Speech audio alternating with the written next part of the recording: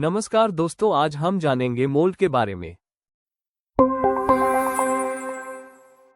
क्या आपने कभी सोचा है कि ये प्लास्टिक की चीजें कैसे बनती है? ये सब एक सांचे से शुरू होता है।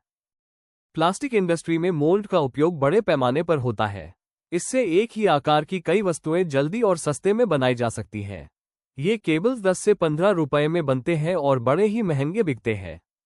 यह एक आइस क्यूब ट्रे की तरह है। आप पानी डालते हैं, ये जम जाता है और आपको उस आकार के बर्फ के टुकड़े मिलते हैं।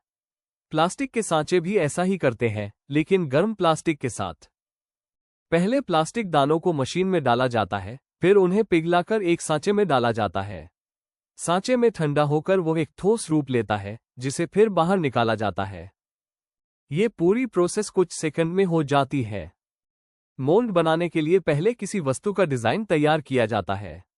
फिर उस डिजाइन के अनुसार मोल्ड तैयार किया जाता है और प्रोडक्ट सैंपल के अनुसार भी मोल्ड तैयार किया जाता है। यह मोल्ड मजबूत और टिकाऊ होता है ताकि लाखों बार उपयोग में लाया जा सके। Single and multi cavity mould.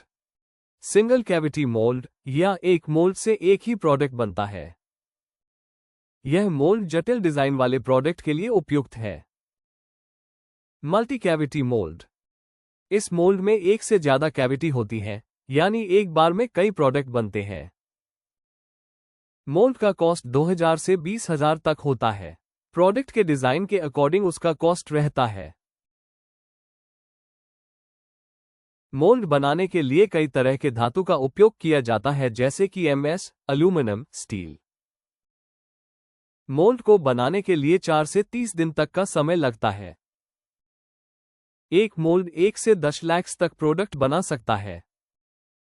कई तरह के मोल्ड होते हैं। कस्टमर्स मशीन्स एंड मोल्ड का ऑर्डर दे सकते हैं।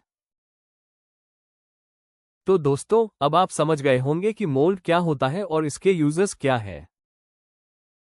अगर आप भी प्लास्टिक प्रोडक्ट्स का बिजनेस स्टार्ट करना चाहते हैं तो हमें संपर्क करें।